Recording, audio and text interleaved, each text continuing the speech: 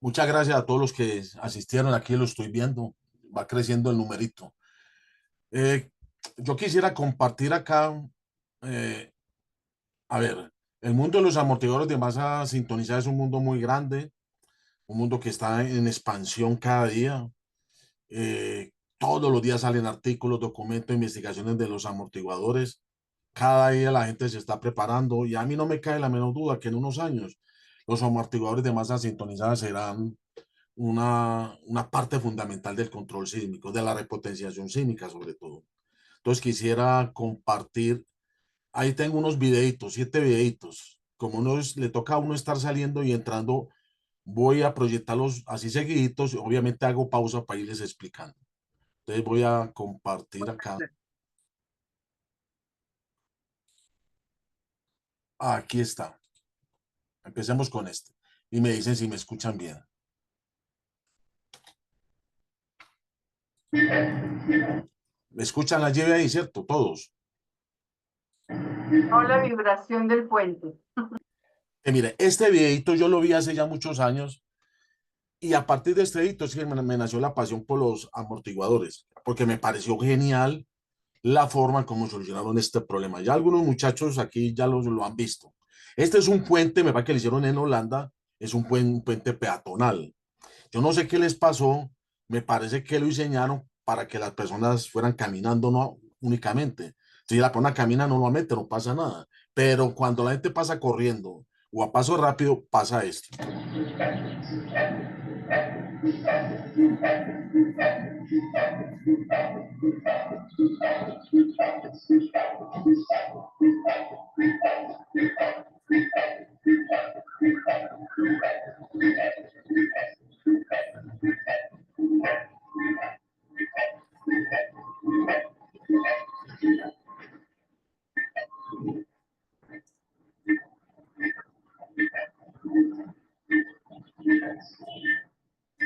Ya van viendo cómo la vibración de eso, ahí uno lo ve, pero se imagina uno pasando, trotando y que se empieza a mover así. Eso asusta. Mire lo que va a pasar.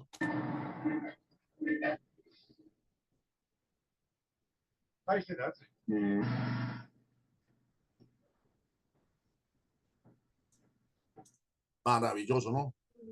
¿Cómo es posible que yo pueda arreglar una situación de esta sin hacer un proceso invasivo, agregarle elementos estructurales, laterales, para... No, esto que ustedes ven aquí abajito es una especie de péndulo vertical, eso se llama un amortiguador de masa sintonizada, que puede tener energía o puede ser pasivo sin energía. Es decir, mientras el puente trata de ir hacia abajo, eso lo empuja hacia arriba. Obviamente que ese aparato hay que diseñarlo.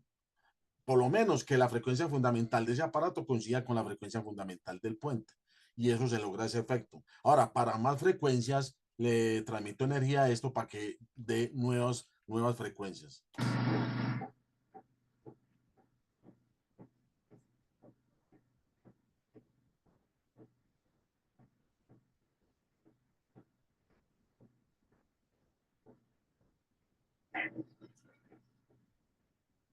Todo eso que ustedes ven, compañeros, hay que diseñarlo. Hay que diseñar qué masa debe tener, los resortes, qué frecuencia o qué rigidez, qué amortiguamiento, es decir, una cantidad de variables dinámicas para que se logre el efecto deseado de mermar las vibraciones y los desplazamientos verticales de ese puente.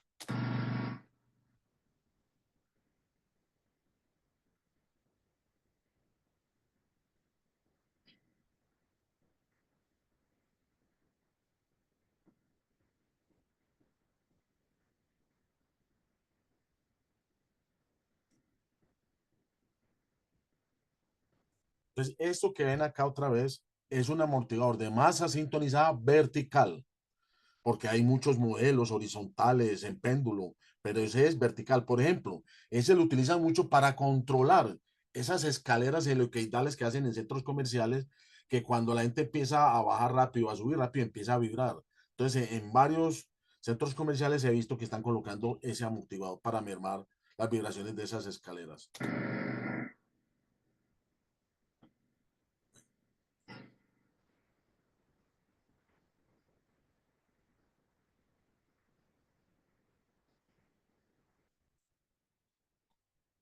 y este es en un puente en un edificio de gran altura. El videito dura más o menos un minutico, hagámoslo.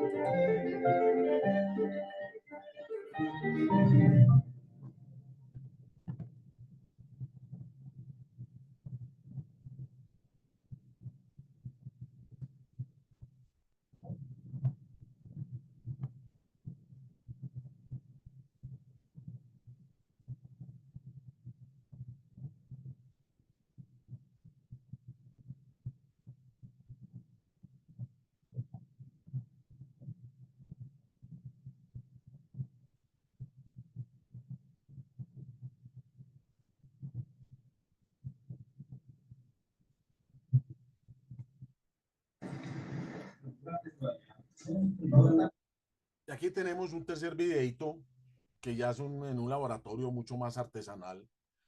Esa palabrita arriba, TMD es Tune más Damper, o sea, amortiguador de masa sintonizada. Y el de la izquierda no tiene nada. Y mira lo que pasa.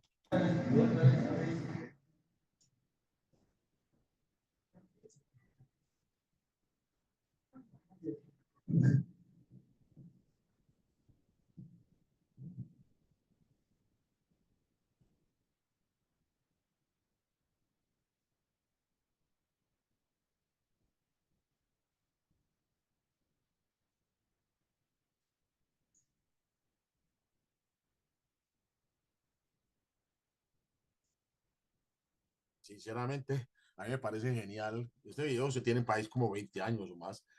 Que una cosa tan simple nos demuestre.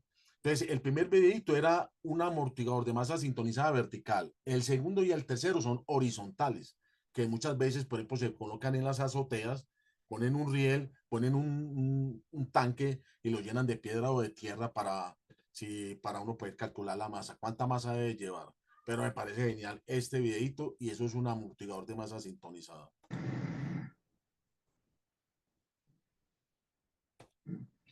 Y aquí tenemos el cuarto videito. Ese es otro amortiguador de masa sintonizada, pero tiene una forma muy especial. Es TLCD, Stun Liquid Column Damper, amortiguador de columna líquida sintonizada. Y mire la figura, veámoslo.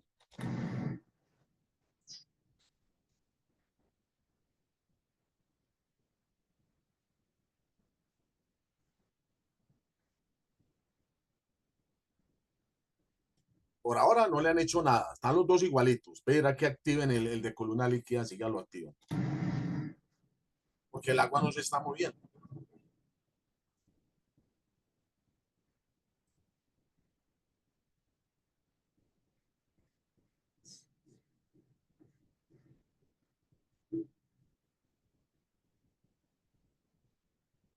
Ese es maravilloso. Muchos de los artículos de este particular, que me parece muy particular, este amortiguador, es que abajo, en la parte horizontal, colocaban una pequeña pestaña y usted no se imagina la cantidad de artículos que publicaron, cuánto era la abertura de esa pestaña para que el amortiguamiento fuera el máximo. No se imagina. La clave de ese amortiguador es abajo, donde dice TLCD. Es que está, lo tapa. Hay una pequeña pestaña que sube y baja para que una parte del agua pase, pero una parte del agua se devuelva y haga el efecto de amortiguamiento. Entonces se llama amortiguador de masa sintonizada tipo columna líquida.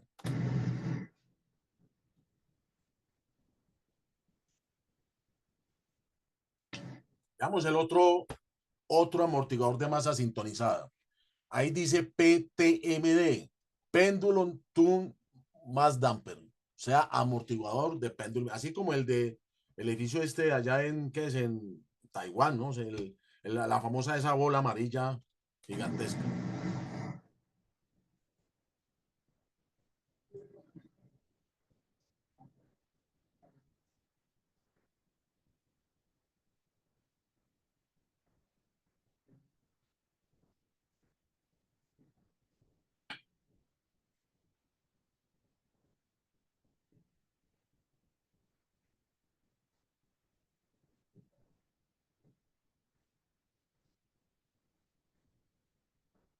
maravillosa. Bueno, yo lo vi esto a muchos años, a mí me llamaba poderosamente la atención. Mira que el de la izquierda se sigue moviendo y el del péndulo. Mire que ya hemos visto varias variedades de amortiguadores de masa sintonizada.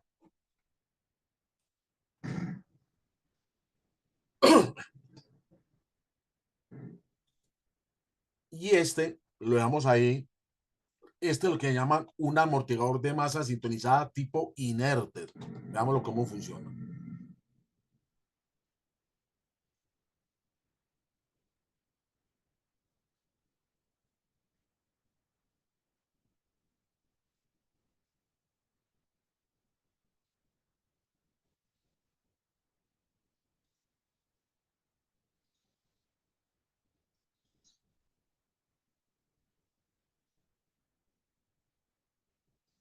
Eso podría ser una barra colocado en un piso entre un nudo y una columna y el otro, así atravesado diagonal. Lo que tiene es que la clave de este dispositivo, que se está implementando ya a poco, es el entramado que tiene por dentro. Si uno imagina la cantidad de ecuaciones, porque cada vez sacan artículos de entramados diferentes, que viene resorte, resorte, que viene piñón contra piñón, son 3 piñones, 4 piñones. Ese dispositivo tiene un poder enorme de carga axial y la masa es muy pequeña. De ahí debido al éxito de este amortiguador.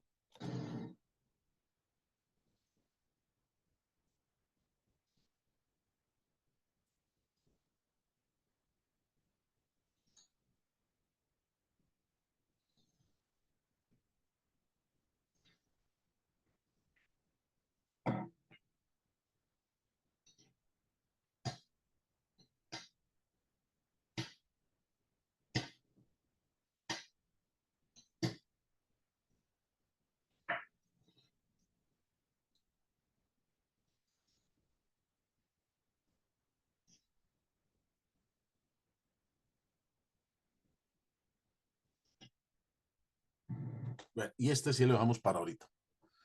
Eh, o de una vez, porque me tocaría salir y entrar. Este fue un modelo de un edificio de 10 pisos que lo modelé con condensación matricial, que ya mucho me entienden. Ese son 10 pisos, ahí está la masita de cada piso. Y lo sometí al registro que se llama el centro. También lo sometí a Loma Prieta, a varios registros. Pero mire el edificio de 10 pisos sin ningún control, sometido a un registro acelerográfico. Obviamente yo le coloqué un factor de aplicación para que se viera bastante la forma en que se mueve.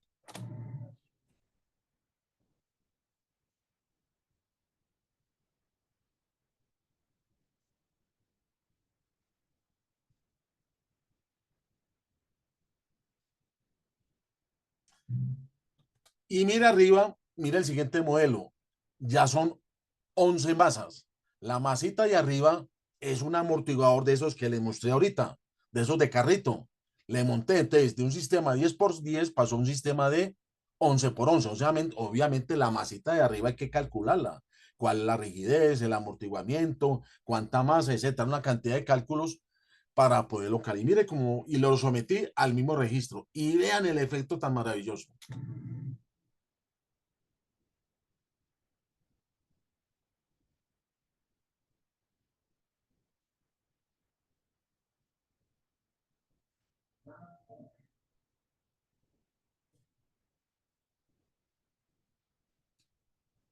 Obviamente la masita arriba, la que mueve, es el carrito, ese amortiguador que le mostré ahorita, que se mueve para izquierda, derecha, izquierda, y es el que hace. Ahora, ¿qué tal si le colocó otra masita, pero en la mitad?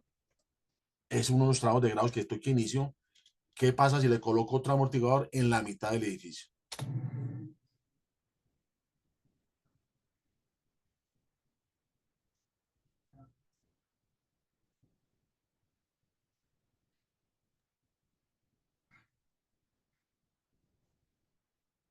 Muy bien, creo que ahí quedó. Voy a cerrar acá. Obviamente me pide otra vez que comparta. Ahora sí voy a compartir el documento de la presentación. Aquí lo tengo.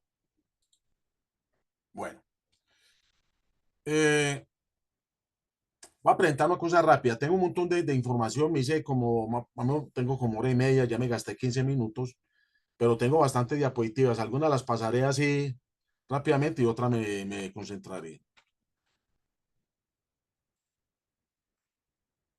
Mire esta gráfica. Esta gráfica demuestra cómo el estudio de los amortiguadores ha crecido con el tiempo. Empezamos, estos amortiguadores no es que sean muy nuevos, pero tampoco muy viejos. Si uno pone a ver la fecha calendario Profe, le puedo pedir un favor, le puede dar un poquito de zoom.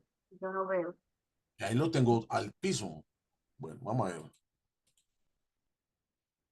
¿Cómo lo ven todos? ¿Ven bien la gráfica o la ven muy pequeña o muy grande? Mejoró, mejoró. Bueno, entonces miren acá cómo la investigación del año 66, mire, esta gráfica está hasta el 2015 más o menos. Mire todo lo que ha crecido. La cantidad de artículos e investigaciones de los amortiguadores de masa sintonizada. Y uno pone a ver el país y Estados Unidos, China, Japón, Taiwán son los encargados de hacer toda esta investigación. Claro que los Estados Unidos figura, pero los que hacen las investigaciones son estudiantes de afuera. No hay mucho gringo que se dedique pues a estudiar esto. Son estudiantes y vea todo lo que ha aumentado. Bueno, así me toca bajar un poquito allí, porque yo lo tengo acá. Bien, listo. En el diseño rimostente tradicional tenemos varias condiciones: rigidez lateral apropiada, geometría, calidad de los materiales. Tenemos la capacidad de formación, de utilidad, proceso constructivo detallado en el diseño, etcétera. Ese es el diseño rimostente tradicional. Y abajo aparecen los dispositivos que se clasifican en aisladores, amortiguadores y controladores. El primero, aisladores, ya le mostré, ya es un tema que hay mucha gente estudiándolo, el tema no es el mío. Entonces yo me dediqué más a lo de abajo, amortiguadores y controladores. Cualquiera de esos, muchachos, se dividen en dispositivos pasivos, activos, semiactivos e híbridos. Ya les voy a explicar qué son. Control pasivo. A ver si me... Control pasivo. Tengo acá. Es un dispositivo que no necesita ninguna fuente de energía.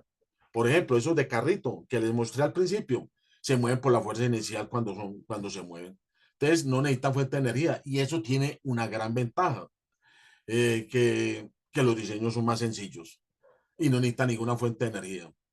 Tenemos control semiactivo, dispositivos con la capacidad de frenar el movimiento de los sistemas. En otras palabras, es como colocarle una gran barra diagonal a un edificio en un piso y ese aparato se encarga de frenar, no de empujar, solamente se encarga de frenar.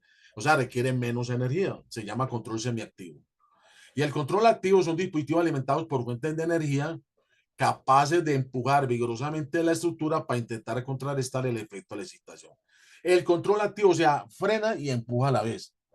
Obviamente, al tener esta gran ventaja, son dispositivos mucho más laboriosos a nivel analítico, a nivel constructivo y sobre todo la instrumentación que hay que hacerle toda la edificación, que eso no es barato, hay que hacerle colocar a sensores, acelerómetros de toda la edificación, debe ir en alguna parte de un computador con un algoritmo de control que cuando empiece a recibir la señal del sismo, mande una contraorden para empujar o frenar la edificación. Bueno, y para último, el control híbrido, que ha sido como el gran causante del aumento de la investigación, porque un híbrido es la combinación de un pasivo, activo y semiactivo. Por lo tanto, el híbrido está continuamente sacando artículos, porque cada combinación le cambia una cosita, entonces yo ya lo saco a la luz pública que tengo un amortiguador híbrido, que es la combinación de un pasivo, activo y semiactivo.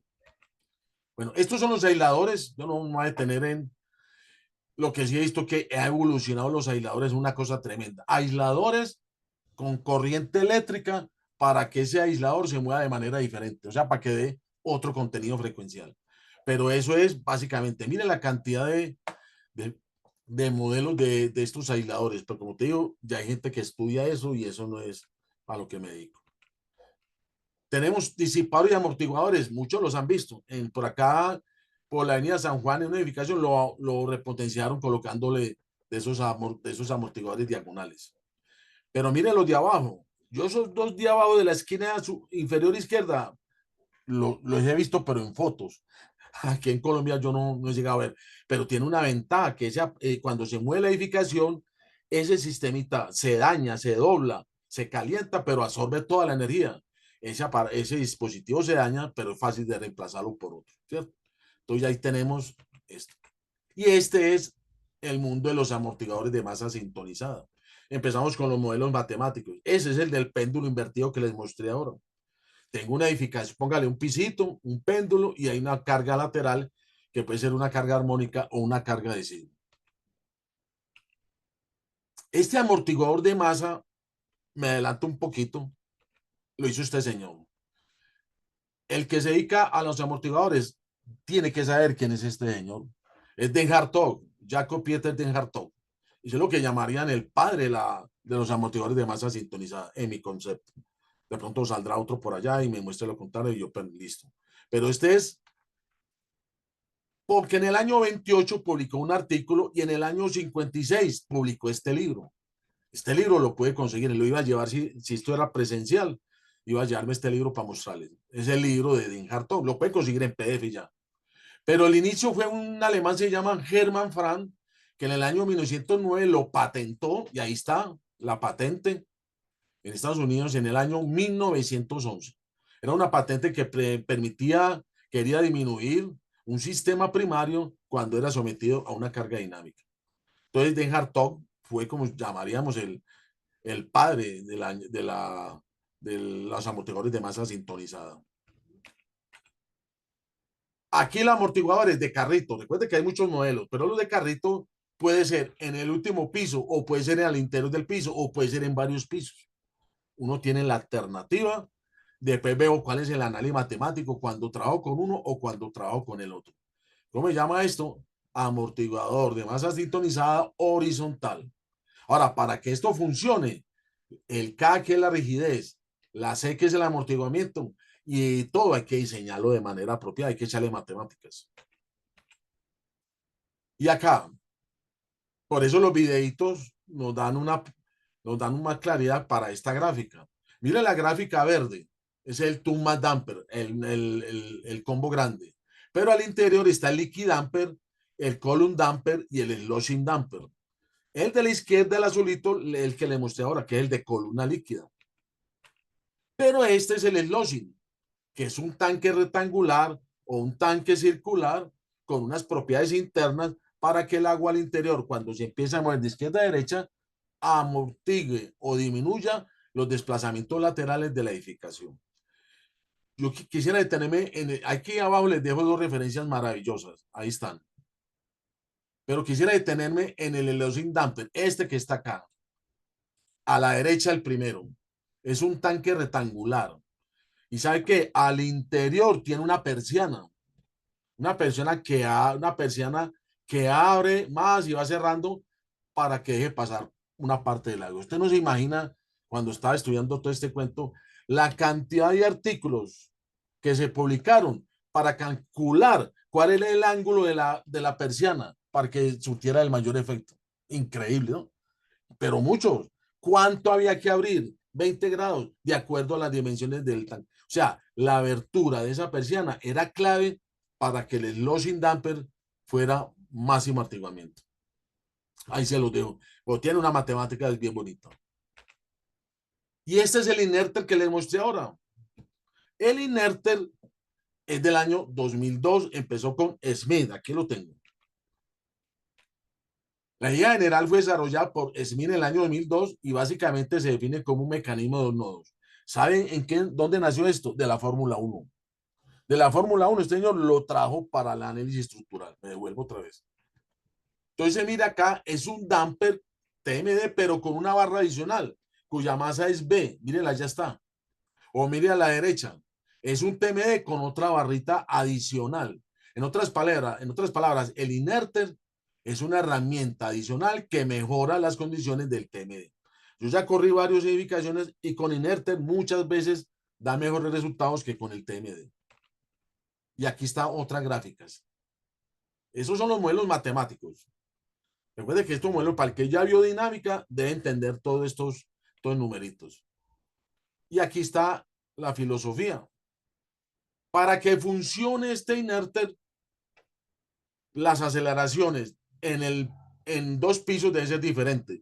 Si el piso 4 se ve igual que el tercero, A-2 da 0. Entonces el inerter no funciona, pero funciona el TMD. Cuando las aceleraciones de los pisos son diferentes, empieza a funcionar el inerter y a la vez funciona el TMD, o sea, como una ayuda adicional. Y aquí vienen los modelos matemáticos, que es que estos modelos matemáticos describen una cantidad de características solo con una gráfica. Este es el amortiguador de masa activo. ¿Te recuerdas lo que hablamos ahora? El activo es el que tiene mucha energía, pero empuja y frena a la vez. En el papel es el mejor de todos, pero a nivel práctico es muy complicado, lo veo yo. Llevar un activo a la realidad, a la práctica, me parece muy complejo. Simplemente que el papel lo puede con todo y en el papel da mejores resultados que cualquiera, pero es en el papel. Y miren el modelo matemático. Miren arriba, aparece una A. Ese es la forma de la barra que actúa y frena. Entonces, cuando yo veo esa gráfica, estoy entendiendo que es un amortiguador de masa sintonizada activo. Se llama A, el actuador. Y a la derecha un diagramita de flujo sencillo. ¿Cómo sería la estructura? Viene el actuador, desarrollo el plan de acción. Ese sería como el diagrama de flujo para un sistema activo. Entonces, cada modelo de estos tiene un modelo, cada dispositivo de estos tiene un modelo matemático que ya ahorita les voy a mostrar para ahí unos dos o tres de ellos. Pero esto es, ya tenemos TMD pasivo, péndulo, tenemos, pueden ser activos, semiactivos, y este es el activo y así se conoce con este diseño.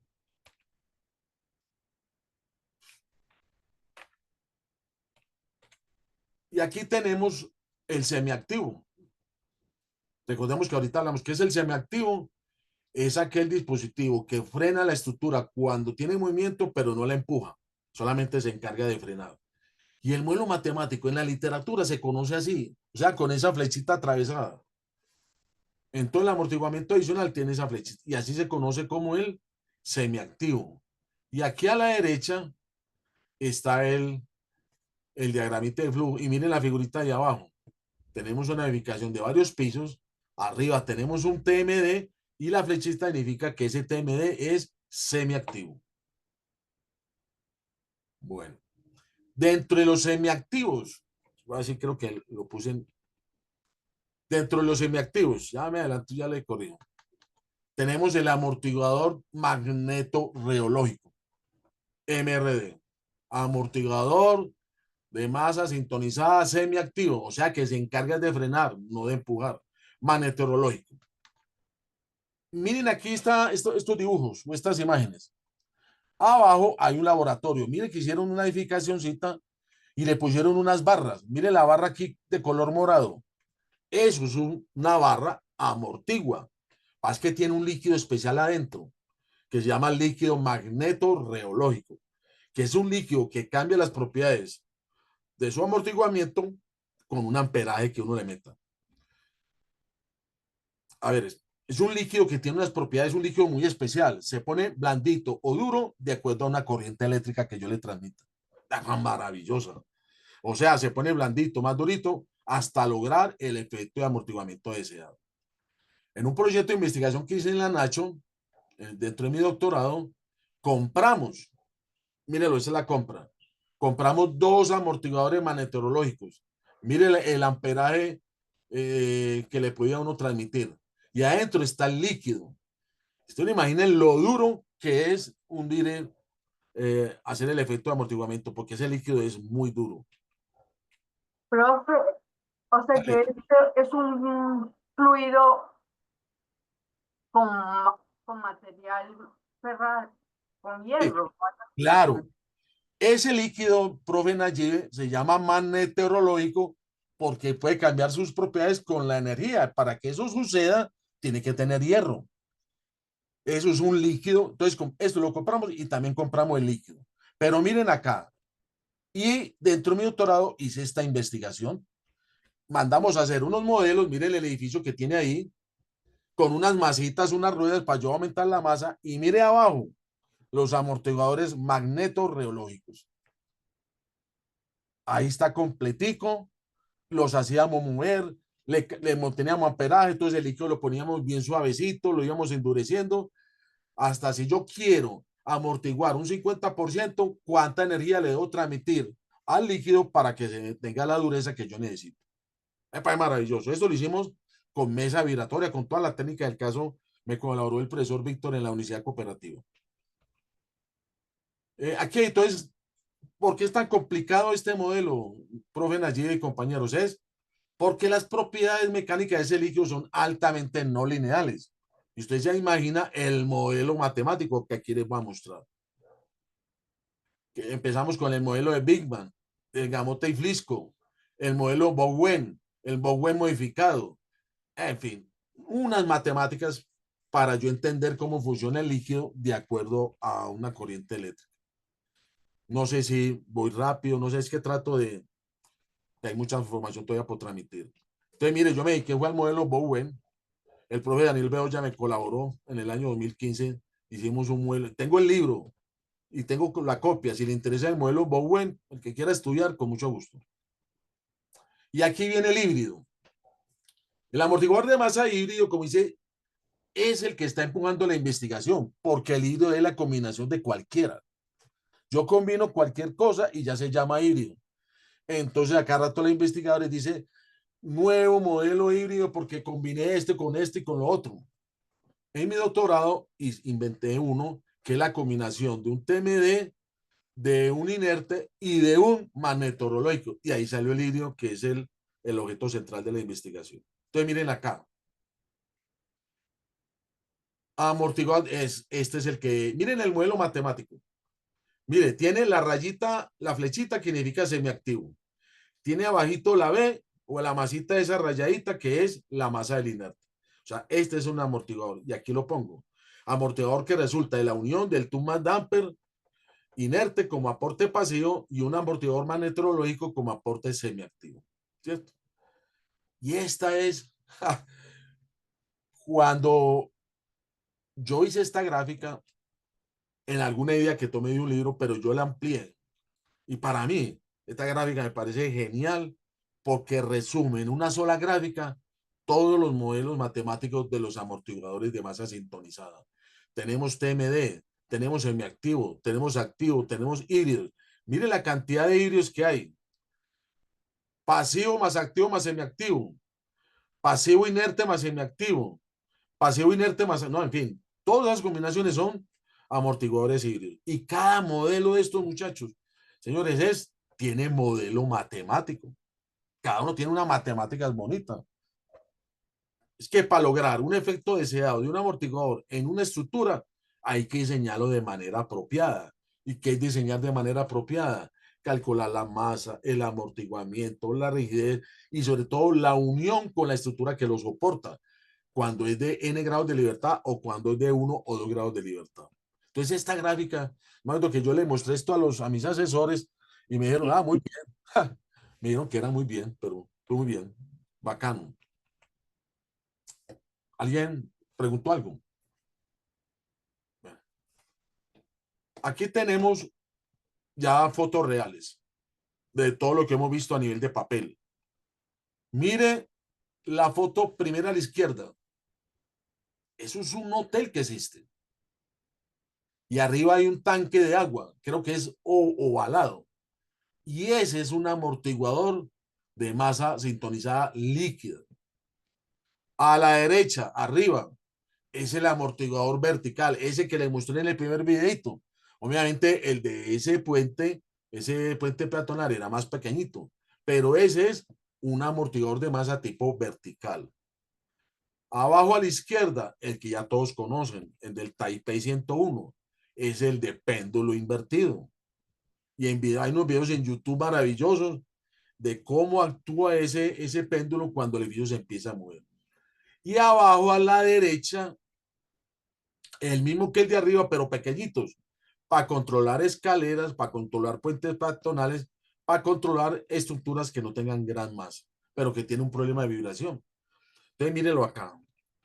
Aquí hay más fotos reales. Me encanta el de la derecha arriba. El primero es en una sola dirección, pero el del fondo creo que es bidireccional. O sea, se mueve en X como en Y. Obviamente son más costosos.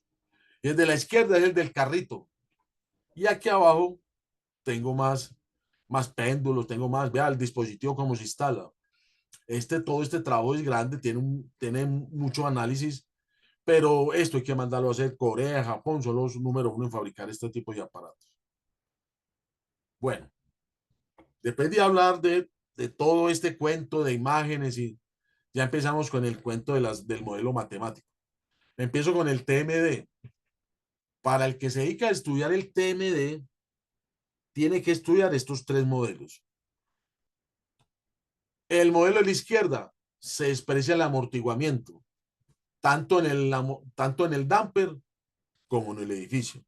Cuando yo digo damper, estoy hablando del amortiguador TMD, ¿cierto? El segundo arriba, el segundo arriba, sí, a ver dónde está. Perdón, el segundo abajo se expresa el amortiguamiento del edificio, más no del damper. En cambio, el tercero, que es el de arriba, es el modelo más complejo, porque tiene amortiguamientos tanto en el edificio como en el dispositivo. Por lo tanto, ¿cuál es la ventaja de los dos primeros modelos?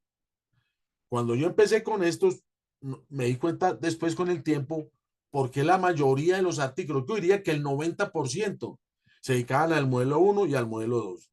Repito, modelo uno se expresa el amortiguamiento y el modelo 2 se expresa el amortiguamiento del edificio más no del dispositivo. Y yo decía, ¿por qué todos son lo mismo y por qué nadie se dedica al tercero? Yo en ese momento pues no lo entendía, ya lo vine a entender después. Porque el modelo uno y 2 tienen soluciones analíticas.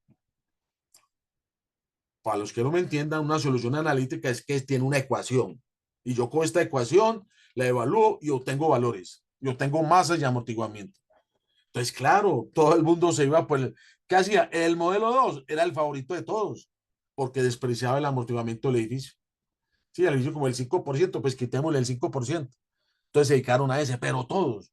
Cuando después vi un artículo que alguien se dedicó al modelo 3 y yo, vamos a ver. Claro, el modelo 3 no tiene solución analítica.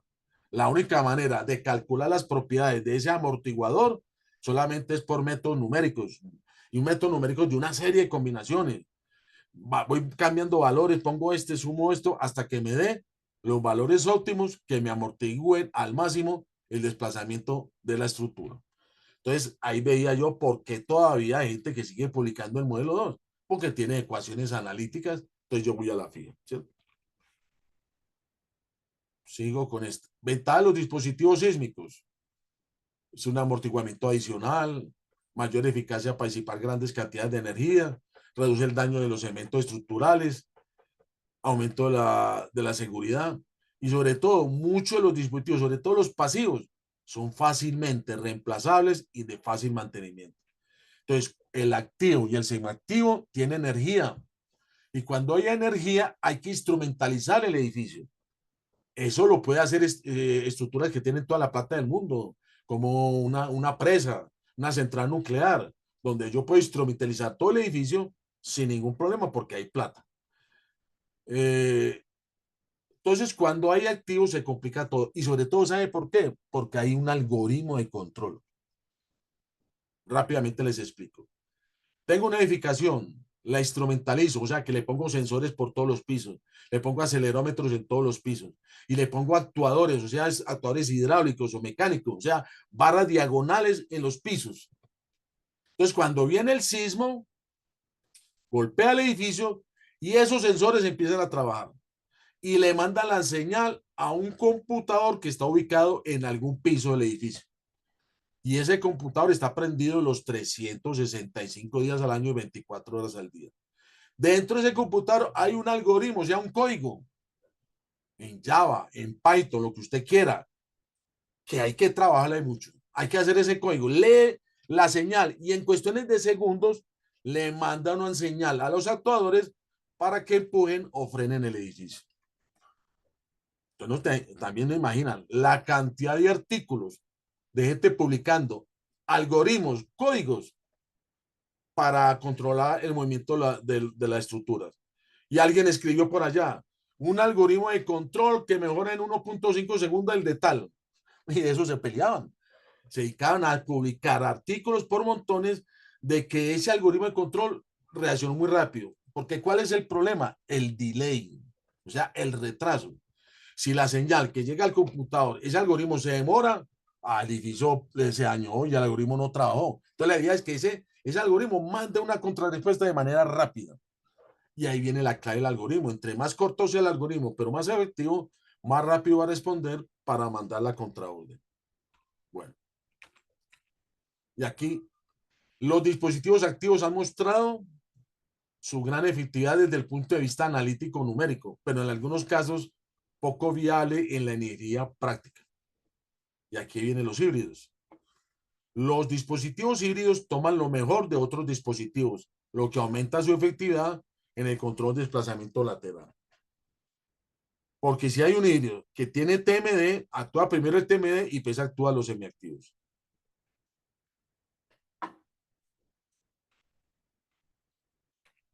Análisis numérico. Empecemos con este. Entonces les decía, los tres modelos. Mire el diagrama de cuerpo libre. Hay que ver dinámica para entender esto.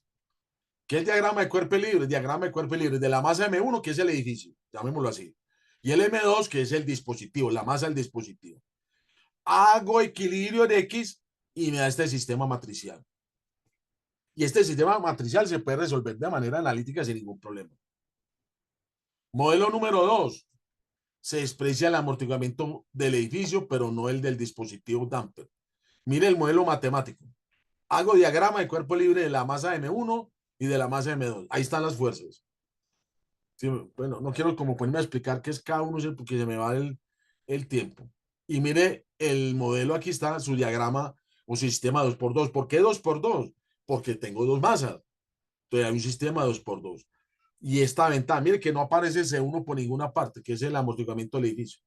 Pero es la ventaja de este modelo, que fue el que más trabajaron durante muchos años, es que ese sistema tiene solución analítica y ahí lo tengo ya demostrado en el librito que le he regalado a varios, lo tengo demostrado. Y aquí viene el papá de los pollitos, muy leído. El modelo número 3. Hago diagrama de cuerpo libre y mire lo que da. Ya aparece C1, C2. Arriba es para carga armónica y abajo para carga de sismo, que muchos ya saben, M1, M2, por la aceleración del sismo. Cuando yo llegué a esto, además me imaginé en qué me metí. Para esto se soluciona, pero llega a un punto en que hay que hacer solución analítica, solución numérica. Mira pues, ¿cuál es la incógnita de estos sistemas? X. ¿Qué es X? El desplazamiento. X1, el desplazamiento del edificio, de un piso. Y X2, el desplazamiento de la masita. Por lo tanto, X1' y X2' son las velocidades de la masa 1 y la masa 2. Y X2 rayitas, dos punticos, la aceleración de la masa 1. Y X2.2, la masa del damper, ¿cierto? O sea que hay que hallar X. Con X puedo calcular lo demás. Pero, y ahí tenía el sistema matriz. Después de mucho cuento de matemáticas, pero mucho cuento, llegué a esto. Pucha, llegué a esto. ¿Qué es A? A es el desplazamiento, la amplitud máxima del edificio. Y P0K1 es un factor. Ese término, A sobre P0K1 es adimensional, que es lo que me facilitó. Pero eso está en términos de 5 parámetros. Entonces, A, o sea, AP0K1, le saco la raíz a ambos lados, es la amplitud que yo tengo que calcular de cualquier piso de un edificio. En el caso del sistemita 2x2, ¿cuánto se mueve la masa de ese modelo? Lo calculo con esto. Pero está en términos de 5 parámetros. Veámoslos. Aquí está. Mu, que es la relación de masa, M2 sobre M1, primer parámetro. Tenemos F, omega 2 sobre omega 1, o sea, la frecuencia del damper sobre la frecuencia de la estructura. Entonces ya tenemos que dos parámetros, mu y F. R, frecuencia de excitación del sismo o de la carga armónica dio la frecuencia de la estructura. Y tenemos C1 y C2. Entonces tenemos, arriba tenemos Chi1, Chi2, R, F y mu, 5 parámetros. A y B son las amplitudes máximas de la estructura y del dispositivo respectivamente. Cuando llega uno a eso, entonces si yo tengo, hay unos parámetros de entrada. Yo escojo, por ejemplo, la masa del edificio. Son 1000 toneladas. Yo como diseñador digo, voy a hacer con 1% de relación. Con eso calculo la masa del damper. O sea, esos dos parámetros de entrada. El chi 1, el amortiguamiento del edificio, ese es un parámetro. Ya van tres, entonces me quedan dos, que es el meollo del asunto. ¿Qué es lo que hay que hallar? La relación de frecuencias óptima y el chi 2, el amortiguamiento del damper o del dispositivo. Listo. Entonces ahí me demoré muchos meses para hacer esto. Y aquí yo empecé a iterar. No sabía para dónde iba, empecé a iterar y fui cambiando valores. No tenía una optimización clara. Fui cambiando valores y cambie, pero mire cómo empezó a bajar. De 706 ya logré 548, logré 484, logré 46 y empezó a bajar. O sea, ¿con qué chi 2? Con 475, con un chi 2 de 0.3. Pero debe haber un valor todavía. Yo quisiera era calcularlo, no empezar a iterar porque uno nunca acabaría haciendo esto. Lo hice una iteración para entender cómo es que estaba funcionando esa ecuación. Hasta que pues por allá encontré que la amplitud mínima se da con un chi 2 de 0.193 y una relación de frecuencia de 0.8875. La gráfica primera arriba. Increíble, con esos dos numeritos. El edificio de un pisito fue el que más disminuyó en desplazamiento. O sea, yo puedo lograr los efectos deseados en la medida que yo encuentre los valores óptimos de F y de chi 2. Y empecé otras gráficas, empecé a variar otras cosas. Lo tengo ahí. Bueno, y yo, hasta ahí yo dije, bueno, ¿y ahora qué hago? Yo cómo lo mecanizo, cómo lo hago de una forma mecánica. Yo cómo hago para meterle el R, el chi 1 y la relación de masa y él me suelte esos dos. Entonces empecé a investigar y encontraron metodologías para solucionar esa ecuación. Repito, eh, esto fue lo porque lo fui iterando, ¿cierto? Lo fui iterando. ¿Y cuál fue la ventaja? Esto, que logré calcular una función objetivo. Porque hay métodos numéricos muy buenos cuando hay una función objetivo para minimizar y hay otros métodos numéricos cuando yo no tengo ecuaciones, cuando tengo es una serie de datos, por ejemplo, la lógica difusa. En fin. Entonces, acá empecé. Programación no lineal, el método del gradiente, geométrica, convenza. La ventaja del método del gradiente es que el Excel lo tiene instalado. Y el método del gradiente es un método matemático, por lo tanto la solución es exacta. Pero es el mejor siempre y cuando haya una función objetiva y la función no sea no lineal. Abajo tenemos algoritmos evolutivos. Eso no me metí tanto porque me parece lo algoritmo genético muy, no sé, no le cogí gustico. Y aquí tengo los metaheurísticos y heurísticos. Esto es lo que más me apareció. Ahí le trajo a todo eso para la mitad. Ya yo le traje ya al Grey Wolf, a la optimización de la ballena, la polinización de las flores, el Harris Howe, la polinización de la isla de las flores, el Slim Mall algoritmo. Mira la cantidad, y arriba tenemos unos más conocidos como el PSO, colonia de hormigas, el recocido simulado. Entonces, la investigación, yo cogí tres de esos y ya ahora en la universidad con trabajos de grado ya hemos llegado como a seis o siete más. Entonces, mire acá, con el gradiente, que lo tengo en el momento porque fue el primero que yo lo entendí, que está en el Excel, mire la tabla, muchachos. Aquí la voy a amplificar. Mire la maravillosa tabla. Mire lo que tengo acá. Para una relación de punto 1, que yo lo escogí como diseñador, yo quiero un 1% arriba.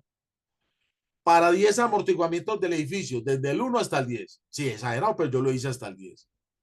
Para esos dos parámetros, el chi 2 vale esto y el F vale esto.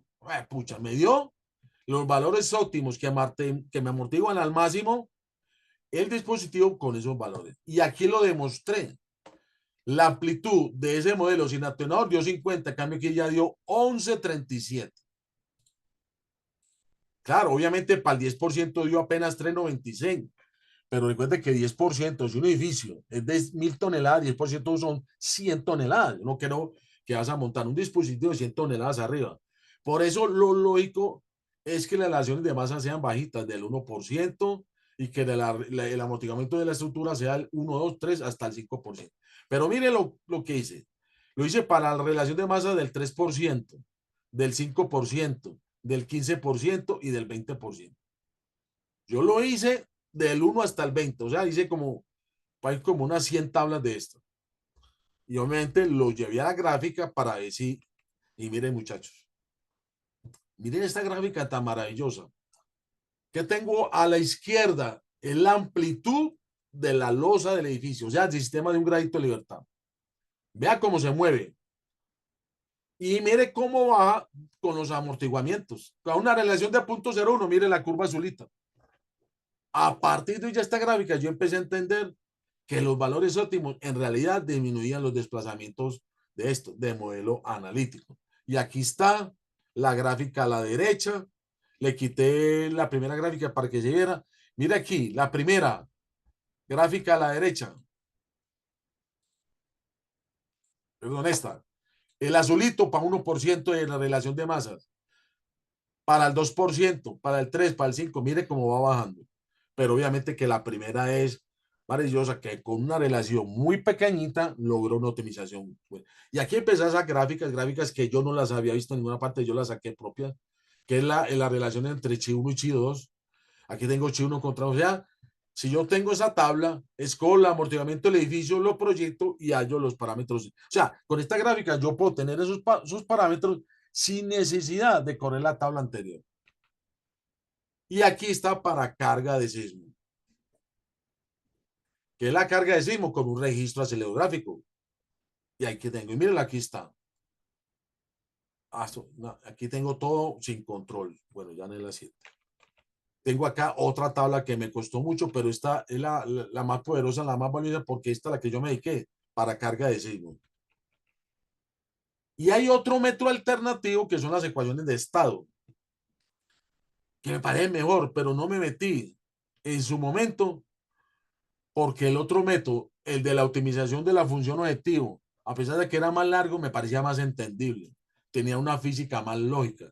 Las ecuaciones de estado, hay que hacer, mire, la ecuación acá, hacer todo en otras palabras, aquí no tengo que suponer una solución. Cojo el diagrama de cuerpo libre del equilibrio que hacemos ahora y de ahí parto. Y saco todo esto y halo esto y hasta que haya una ecuación de cuarto grado y con eso hallo los mismos parámetros óptimos. Y mire que aquí lo hice. Para relación de masa, carga de sismo, Chi1 y Chi2, los valores óptimos.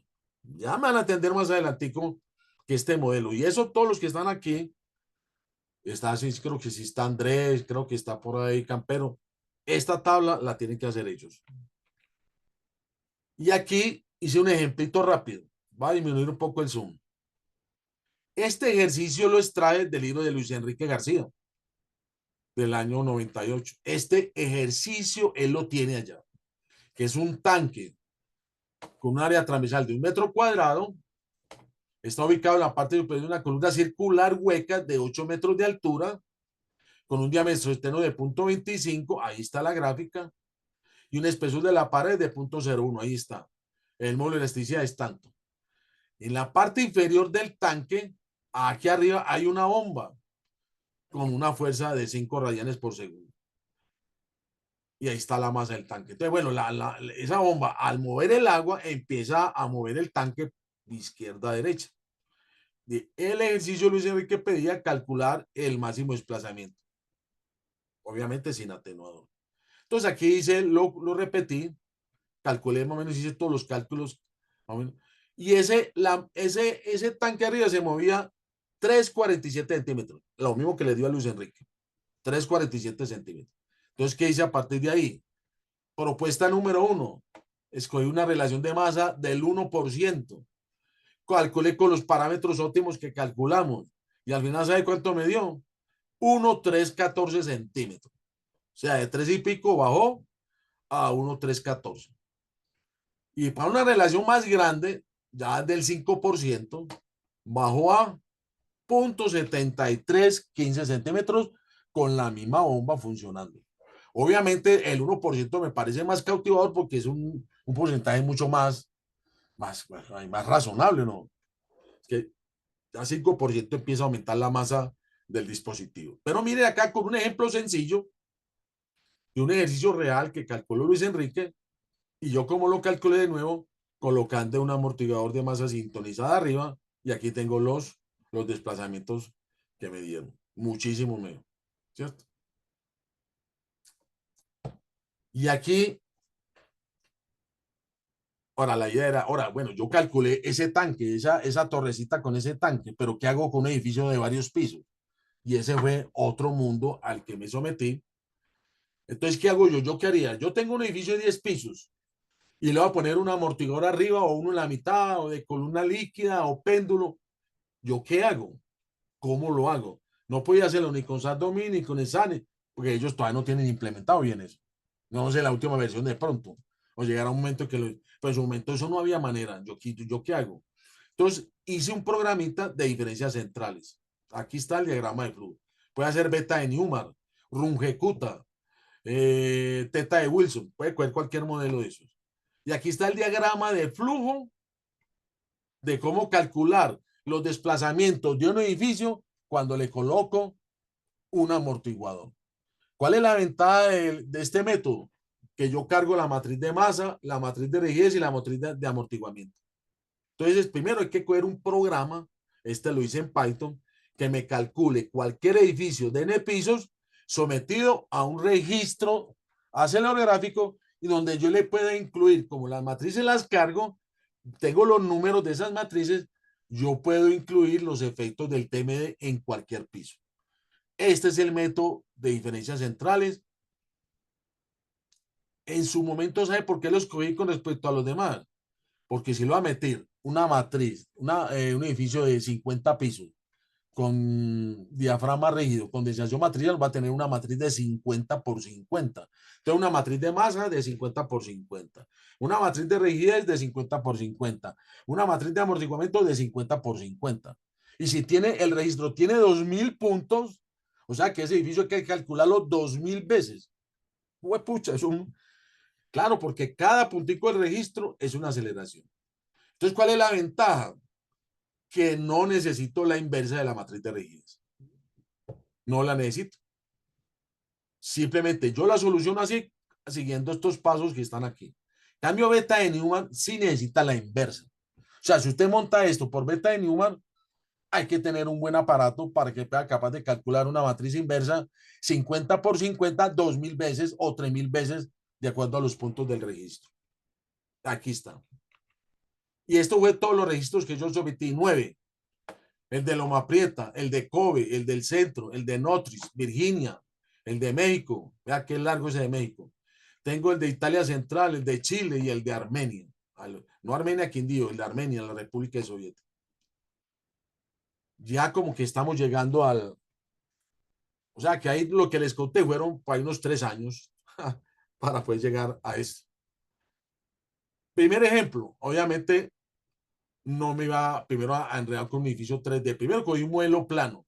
Más que el modelo plano, los que vieron la electiva, es yo puedo un edificio 3D volverlo un modelo plano. Entonces miren acá un edificio de 4 pisos. Ahí están sus propiedades. Ahí está su masa, su altura y su rigidez. Con esos datos armo la matriz de masa, de amortiguamiento y rigidez. Si la ven, de 4 por 4 porque son 4 pisos. La matriz de masa es la masa de cada losa, una matriz diagonal. La matriz de rigidez, eso lo calculamos como lo aprendimos en análisis matricial. Y la matriz de amortiguamiento la calculé por el método el de Rayleigh, creo que es así, que la matriz de amortiguamiento es alfa por la matriz de masa más beta por la matriz de carga. Y aquí tengo las propiedades dinámicas de ese edificio. Como son 4 pisos, tengo 4 frecuencias, 4 periodos y ahí están bien clariticos. Entonces miren el boleo que se presenta.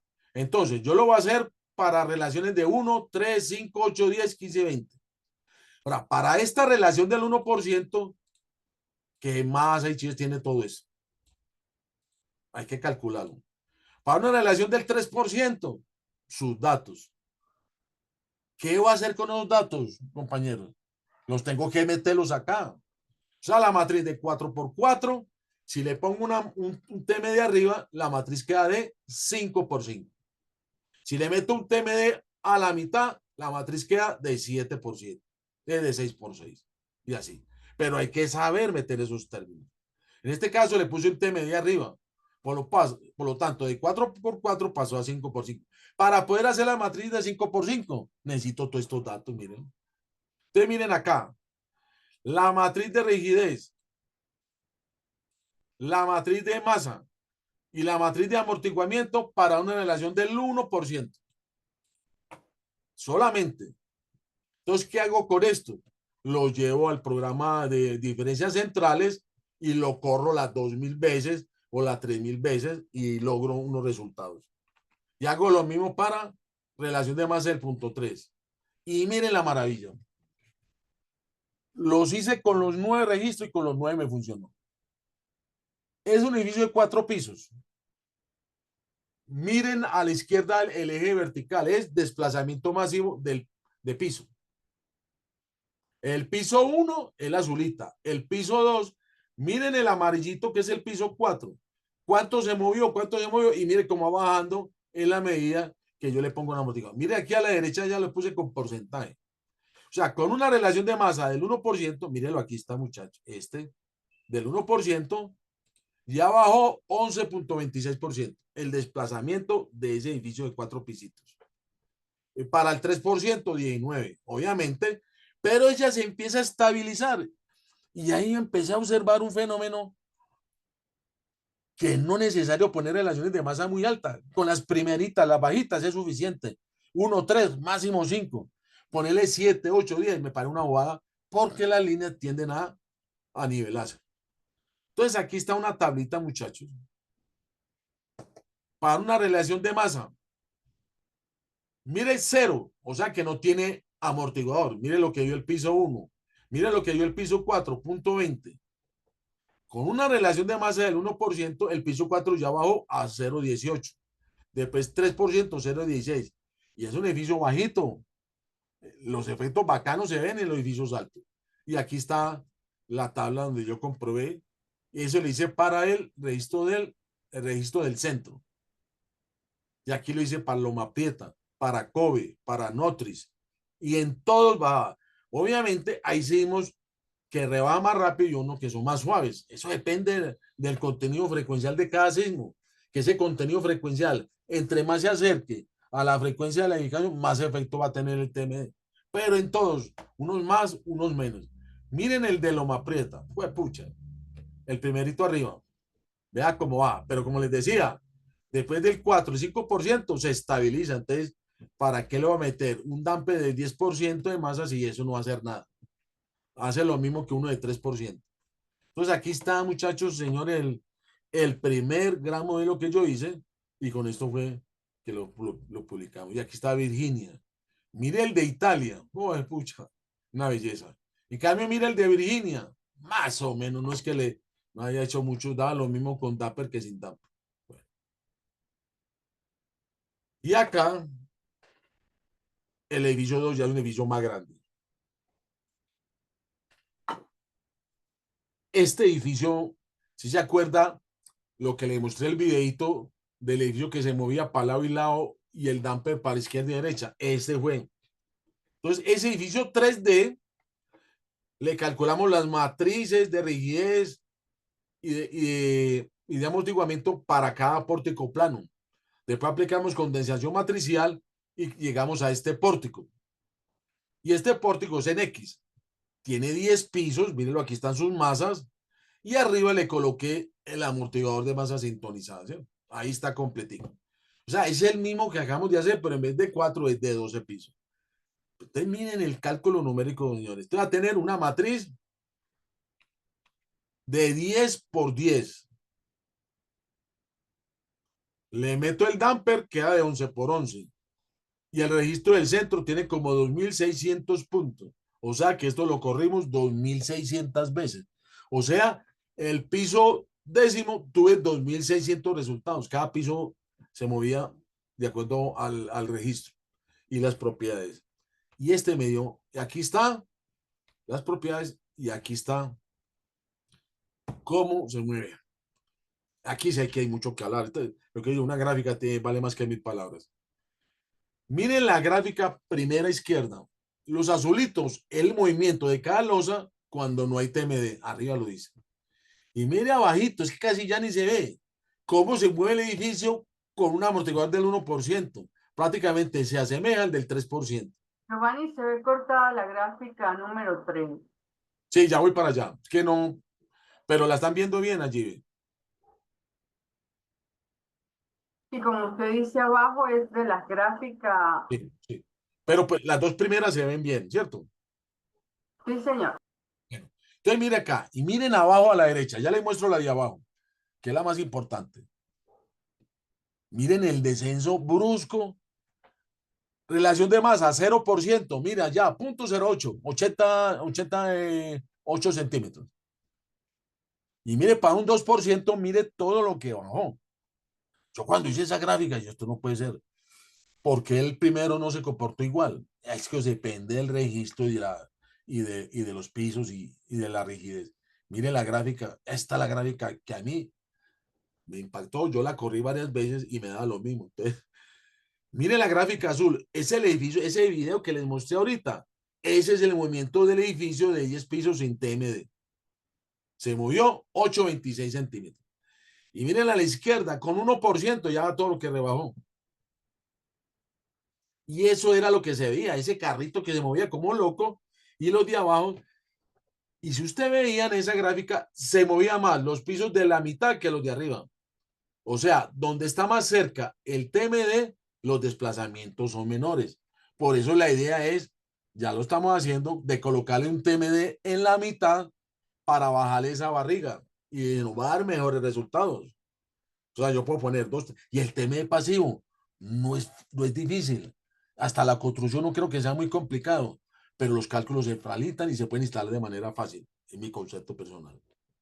Entonces, mire todo ese desplazamiento. Es que yo decía, volvía, lo repetía, eso, una semana repitiéndolo y me daba lo mismo. Mire lo sorprendente, fue para el sismo del centro. Mire para el sismo de Loma Prieta. Igual. Ahora la pregunta es, ¿para cuál sismo dio menos? Para todos dio modelos muy, muy bacanos, disminuciones grandísimas. Mire para el sismo de Kobe, es lo mismo. Después para el sismo de Notris, mire cómo está bajando. Grande. Pero eso no quiere decir que todos los edificios se van a comportar igual. Cada edificio tendrá sus particularidades. Mire para el sismo de Virginia. Es que me dieron para todos los 9 registros.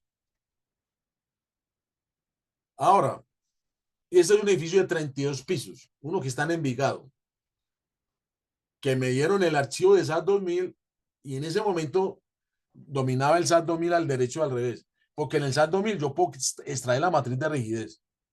A que no lo crean, yo lo puedo extraer. O sea, estos días intenté hacerlo y se me olvidó. Tengo que volver a recordar cómo extraer la matriz de rigidez del SAT 2000. Tengo que buscar a un compañero, pero es que si esto no lo practica, vea, ya es un edificio de 32 pisos. Miren, señores, el comportamiento. Mire el edificio, casi 100 metros de altura. Mire la primera gráfica, esto para el sismo de el centro. La línea punteada, el TMD cero, o sea, así se movería ese edificio.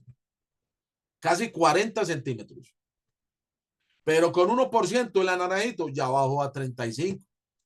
Para un 3%, Obviamente, yo creo que uno de los temas de investigación de este cuento es que un amortiguador de masa, más allá de disminuir el desplazamiento, es aumentar el confort de la gente. Es que si uno ponía a ver allá, del TM de 0 al 1% bajó 5 centímetros. Entonces, alguien preguntará, bueno, pero la inversión es muy alta, hay que invertir en el aparato, calcularlo, y para un 5%, pero es que para una persona en el piso 32, que te baje 5 centímetros o que te baje 10, aumenta el confort. Entonces hay muchos artículos y están interesados, que porque quiero trabajar un tema es aumento del confort en edificaciones altas con TMD en varios pisos. Uno podría hacer una investigación de ese, pero mire cómo rebaja. Mira ya, mire esta gráfica abajo, que es la relación de masa y el desplazamiento máximo de piso. Mira, piso 32, piso 25. Mire cómo va Esto, simplemente que los primeros pisos no sienten el efecto del TMD. Lo que lo sienten son los pisos más altos. Aumenta, o sea que aumenta el confort. Y aquí tengo para el sismo de Kobe. Igual, miren los muchachos. Para el sismo de Kobe. Para el sismo de Notris, el mismo edificio. En todos los pisos sismos que yo corrí, mire el sismo de Notris cómo se comporta de bueno el piso 32. Mire cómo baja. Se mueve mucho y después se estabiliza. Ahí lo que digo, ocurre el mismo fenómeno que les comentaba ahora, la estabilización. O sea, ya no tiene sentido aumentar el del 5 para adelante. ¿Para qué? Si da lo mismo que el 3. Notris, el sismo de Italia, este sí fue todavía mucho mejor. Aquí sí mi sonrisa se amplificó. Sismo de Italia. Y aquí rápidamente para comentarle otro que es el inerte, que también lo hemos venido trabajando, casi parte de mi doctorado. El inerte, mire el sistema matricial. Para carga armónica y para carga de terremoto. Sí lo pillan, pero ven algo diferente, muy parecido, pero aparece la B, que es la masa del damper, del inerte. Y usted no se imagina lo complicado con esa bendita B ya metido. Entonces, empecé de cero, solucionar esto y había que hallar tablas de optimización. Hay otras tablas, esas tablas que les mostré, había que volverlas a hacer para el inerte. Mire el modelo matemático. Ahí está el inerte, que es la B, ese videito que les mostré ahora. Mire la figura del centro, el pórtico del centro, que es una de las cosas que descubrimos después. Hay un amortiguador de más arriba y hay una barra que la uno a la losa número 1. Y se demostró que en ciertos pisos es más efectivo. Entonces, mire el edificio, este fue el mismo el primerito. Y mire esta gráfica. Es que ahí, para llegar a esta gráfica, había que mostrarle más cosas y ya se está acabando el tiempo. Mire, este es el edificio, este de 4 pisos. La línea punteada es sin control, o sea, no tiene TMD. ¿Cierto o no? Y sin inerter, es la naranjadita. O sea, el TMD es la naranjadita, disminuyó. Pero los demás son con TMDI.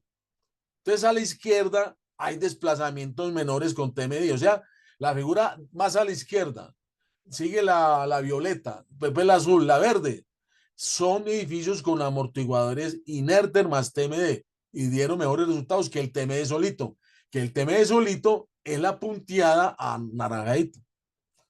Miren en la gráfica de la derecha al final.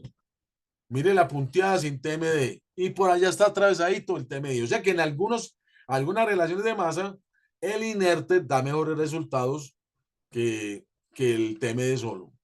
Ahora, la otra pregunta es, que no es fácil de responder, ¿para cuál relación de masa el inerte le va a ganar al TMD?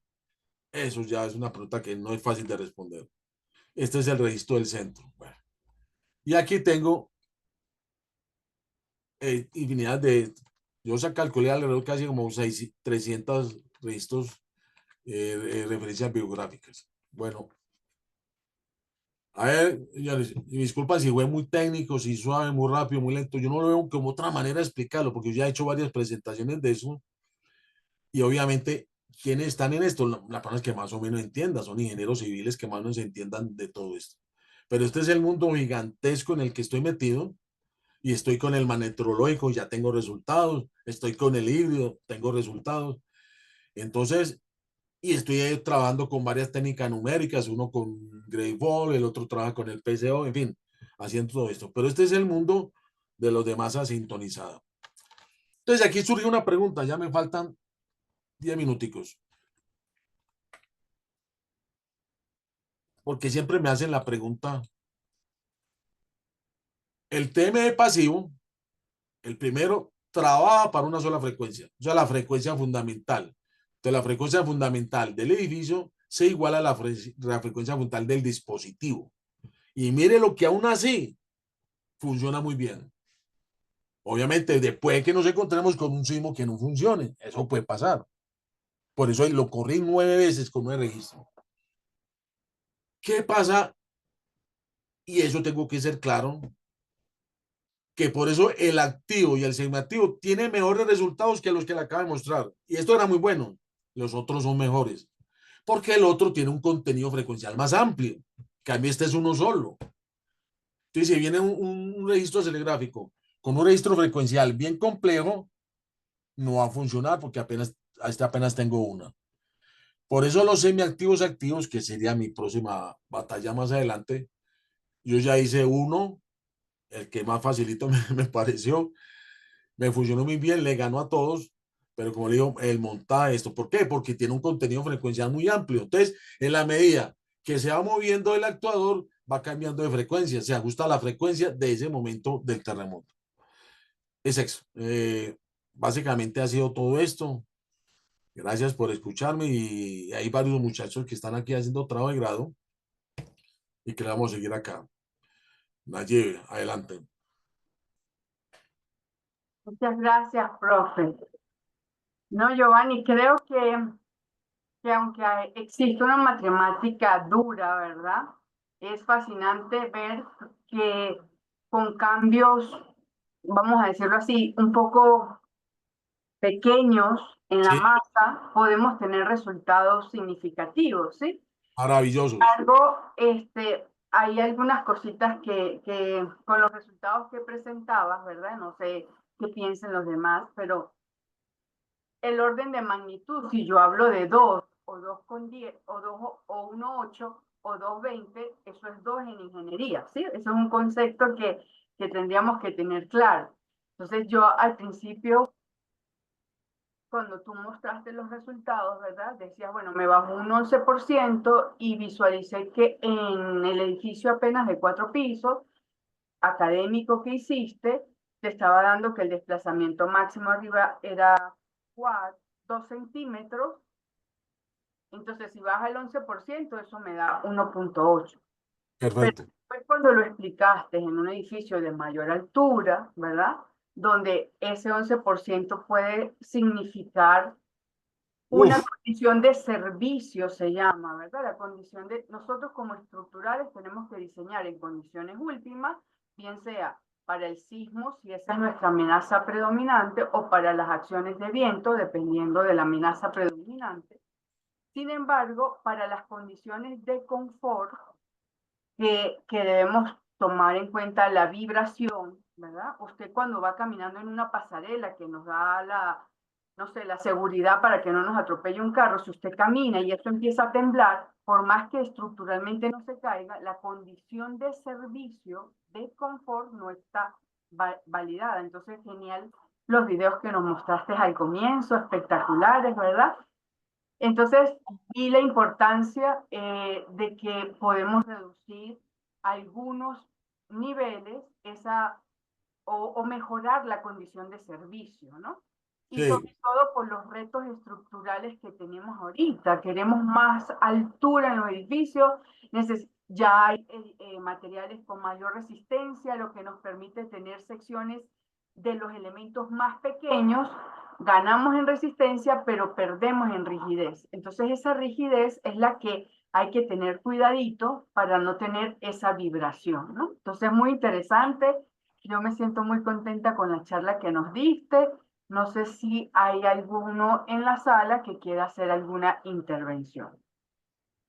Nayib, antes de que me pregunte, permiso, quisiera también hacer un añadido. ¿Sabe qué? La importancia lo se ve como un futuro para la repotenciación sísmica, Nayib. Yo tengo un edificio de 10 pisos y hay que repotenciarlo sísmicamente. Yo lo podría repotenciar con un amortiguador arriba, no. Yo lo calculo mermo desplazamiento y empiezo sin necesidad de repotenciar vigas y columnas, o si se le hacen que sea en menor medida, yo podría repotenciar una edificación agregándole un amortiguador de masa sintonizado. Podría ser una idea de tantas. A ver si alguien tiene. Sí, Excelente, excelente. Y hay retos, ¿no? Porque tú lo explicabas en la condición pasiva o activa, ¿no? Activa sería maravilloso, pero llevarlo a la práctica es complicado. Sobre oh, todo porque en un sismo de gran magnitud, lo primero que puede perderse es el control de la comunicación de exacto. Internet. Entonces tendríamos que tener, por ejemplo, comunicación por ondas de radio, que Sí, esas esperamos no se caigan las torres, pero igual es un reto. Pero aquí yo veo la ingeniería mecánica metiéndose, ¿verdad?, en nuestros diseños estructurales, claro, fascinante. Creo que hay muchas cositas. Mira, aquí hay una pregunta muy interesante del ingeniero César Espinal, que cómo se maneja el tema torsional real en las estructuras irregulares con el dispositivo TMD cuando los análisis se han hecho para dos direcciones traslacionales. sí. Entonces, cada dirección, me imagino, tendrá, creo que lo mejor que lo responda Giovanni. No, ingeniero Espinal, yo básicamente me concentré el paso siguiente de la parte torsional. Aquí desprecié la torsión, o sea, solamente es, traté de buscar edificaciones con regularidad en planta y en altura, para que esto solamente pudiera tener en cuenta el desplazamiento en X o el desplazamiento en Y de manera lateral. La torsión ya tendría otro tipo de dispositivos, ya no sería como los que le acabo de mostrar, serían dispositivos circulares con unas masitas que van girando radialmente para controlar la tensión en una dirección o en la otra. Pero ese es como para futuro, porque es un análisis más complejo. Necesito ya estos amortiguadores que le mostré de carrito y esto, más bien podríamos ser amortiguadores de líquidos en forma circular, como les que le mostré al principio, con persianitas en un lado y en el otro, para que pueda controlar el efecto rotacional. Perdón. Pero hasta ahí sé, doctor Espinal, no sé más, que todavía no me he dedicado mucho a la parte torsional, porque cambiaría mucho el dispositivo, eso sí se lo aseguro. Bueno, Ok, gracias, Giovanni, muy querido. bueno, alguien más, a ver qué más. ¿Alguien más quiere participar? Yo quiero darle las gracias a Giovanni por tan completa exposición, sobre todo por ese levantamiento, pues, como de estado del arte, tan gráfico y que creo, pues, que así uno esté metido en cosas de ingeniería sísmica, como el mundo es tan amplio y cada tema tiene un universo tan grande, creo que nos hizo una ilustración muy apropiada, pues de que hay mucha tela de donde cortar y mucho trabajo para hacer allí con todos estos temas de control sísmico usando este tipo de amortiguadores. Muchas gracias, Joan. Gracias, profe Ara. Un apuntico, Naye, permítame. Yo creo que el doctor Espinal lo debe conocer. Hay una edificación en Envigado que se llama el Trepiu. Tiene 37 pisos. Si no estoy mal, ese edificio lo calculó Néstor Frey. Néstor Frey me pasó el archivo de SAT 2000 y con él pude extraer la matriz de rigidez. ¿Se imaginan los resultados que dio? Yo imagino que más allá porque ese edificio casi no, pues la torsión no sé si sería muy grande, pero a nivel lateral, con un solo amortiguador arriba, aumentó el confort de una manera maravillosa. Es decir, más allá que si disminuí 10 centímetros para un edificio de 37 pisos, pero calculamos el confort, que hay una expresión por allá en la literatura, cuánto aumenta el confort en la medida que yo disminuya los desplazamientos de piso. Fue una locura. Yo digo, el día de mañana, pues que esto hay que estudiarlo mucho, el día de mañana, espero que se popularice un poquito los amortiguadores, porque en realidad van a hacer una gran diferencia. Pero como te digo, hay que estudiarlo mucho. Esto no es, no es con numeritos cualquiera, hay que sentarse y echarle números. Ingeniero Giovanni, te pregunto, ¿y ese edificio Trepiu tiene entonces amortiguadores de masa sintonizada o No, no, solamente fue a nivel analítico que hicieron el ejercicio? exacto, profe. Me pasaron la matriz y la calculamos y yo hice todo este proceso. Me demoré como 20 días. Y las curvas de desplazamiento, por allá nos dio como 13 centímetros para uno de los registros y Sí, 13 centímetros. Y el porcentaje de confort, de acuerdo a la expresión, uy, nos dio como el 40% de aumento de esa sensación de tranquilidad, de que el edificio no se mueva como se movería antes. qué bien, claro. Interesante, mucho. Bueno, ¿Pero tendrán pensado incorporarle los dispositivos a ese edificio o solamente fue un ejercicio académico? fue un ejercicio académico. Ah, ok, Pensando en un futuro, a ver, una pregunta, doctor Espinal y demás compañeros. Alguien una vez me preguntó, bueno, ¿y cómo hacemos el amortiguador? Yo le decía, vea, nosotros como ingeniero estructural, ingenieros sísmicos, llegamos hasta una parte, ¿no? Yo llego hasta la parte del modelo, es decir, y eso lo mando a hacer. Yo puedo ir a una empresa de esas coreanas que contactamos para averiguar precios. Decía, necesito un amortiguador de este tipo, que tenga esta frecuencia, que tenga esta rigidez, y ellos lo hacen así, de acuerdo a los datos que uno les envía. Pero nosotros no estamos pues para construir eso ya lo harán otra. Nosotros llegamos hasta un punto que son los datos de amortiguamiento, rigidez y etcétera, ¿cierto? Hasta ahí llegamos. Inclusive, si me permites, digamos, apuntar algo, alguna vez estuvimos nosotros por ahí especulando, diseñando un edificio como de 65 pisos, que se iba a hacer por allá en Sabaneta, era como una idea pues que tenían un grupo inversionista y tal.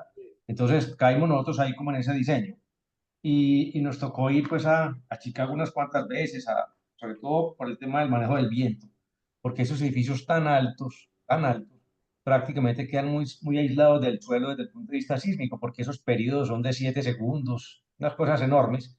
¿Sí? Entonces el tema sísmico pasaba a ser menos relevante Ah, porque está abajo, respecto al viento, está ¿cierto? bajito del espectro, está bajito, casi se sube muy bajito. Sí, exactamente, eso será el 1%, máximo 2% del peso del edificio, eso no es nada, ¿cierto?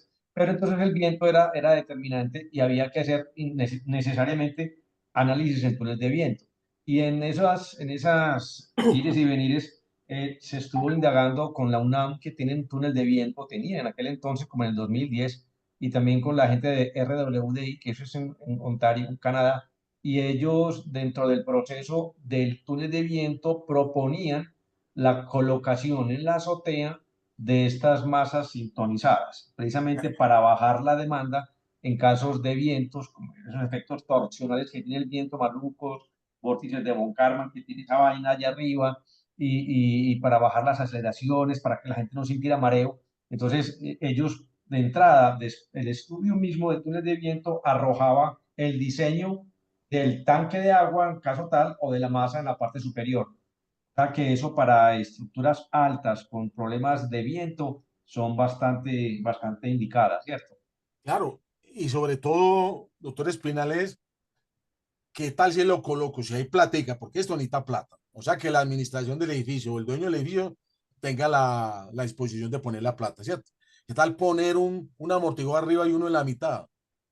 ¿Tú me Excelente. imaginas las maravillas que, Pablo, algún día pudiéramos modelar, que nos pasaran las matrices de rigidez y de masa, pudiéramos modelar, pero usted era el efecto maravilloso para bajar la barriga del centro, uno en la mitad y uno arriba. Le comento que ese edificio sería otro a nivel de Y calidad. ya le complemento otra cosa. Yo ayer estuve en EAFIT, en una charla sobre aislamiento sísmico, Sí, y la dictó el ingeniero Juan Manuel, no me acuerdo el apellido, sí, el Un mexicano, mexicano. sí, el mexicano, sí. Exacto. Y entonces están en una tesis de maestría, proponiendo colocar aislamiento sísmico en el centro de la estructura, es decir, un edificio de 32 pisos, colocar el sistema de aislamiento en el piso 16, de tal forma de que la masa de arriba, aislada, salga funcionando como una masa sincronizada respecto a la estructura de abajo.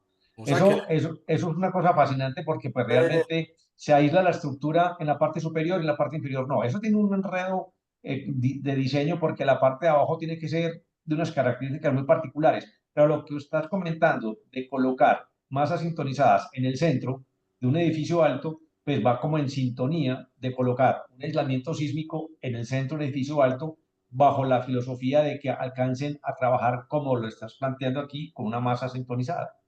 pero todo lo adicional, colocar, como usted me está contando, ese aislador en la mitad no es un trabajo estructural delicado, porque hay que cortar las columnas y por debajo ponerle unos aisladores o no.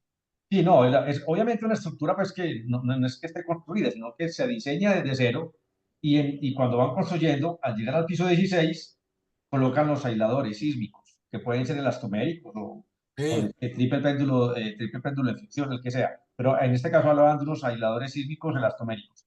Y ya la parte de arriba era la porción aislada del edificio. La cosa es que dentro de la filosofía de ese método estaba contar con como si la estructura tuviera arriba una masa sincronizada como la que estás aquí planteando con tu sistema, pues, de esta charla, ¿cierto? O sea, fue muy interesante esa charla de ayer de Juan Manuel. Yo pensaba, es que tengo más cosas, pero yo ya fui la otra vez a una que dio él. Ya, profe, quisiera mostrarle acá, porque esto todos los días cambia. Estos días, miren este de arriba, le voy a aumentar el zoom. Mire este aislador. Si lo alcanzan a ver, el de arriba a la izquierda. Sí, sí, sí. Oiga, yo siempre pensaba que eso era pasivo todo. Ya había visto aisladores semiactivos, profe. Ah, O sea, increíble. para allá le meten unos cables, una corriente eléctrica y el muelle empieza a subir y a bajar como brincando, tratándole de dar otras frecuencias adicionales. Es decir, en un amortiguador, un aislador semiactivo y activo. Una locura, me parece. Es una Creo que cosa. Japón es líder en ese tipo de control activo y pasivo de estructura. Claro. Ese ahí, como le mostré acá, es el tercer o cuarto país en el mundo Sí, que más ha trabajado ahí. ok. Estados Unidos, como le decía, los gringos aparecen de primero, pero lo raro es que ahí todos son estudiantes extranjeros. No, Todo, pero mira una cosa, sí, Giovanni, es que puede que Estados Unidos sea más, pero es que cuántas veces es el área de Estados Unidos respecto al área de Japón. O sea, si dice el eh, número de edificios con dispositivos de control activo respecto al área del país, Japón yo creo que esa raya se va a hacer más hacia la derecha. no, Claro, China y Estados Unidos tienen muchos, es que ya son demasiado grandes esos países. y uno se pone a mirar el presupuesto de funcionamiento. Por ejemplo, una universidad de Stanford hace parte prácticamente del Producto Interno Bruto de un país pequeño. Entonces, Claro. ellos manejan un dineral impresionante. Usted mira la Universidad de Berkeley, esa vibratoria como de 100 metros por 100 metros, ¿la ha visto? Sí, sí, sí. Eso vale toda la plata del mundo.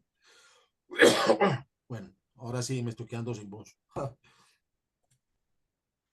Bueno, Nayib, muchas gracias a todos.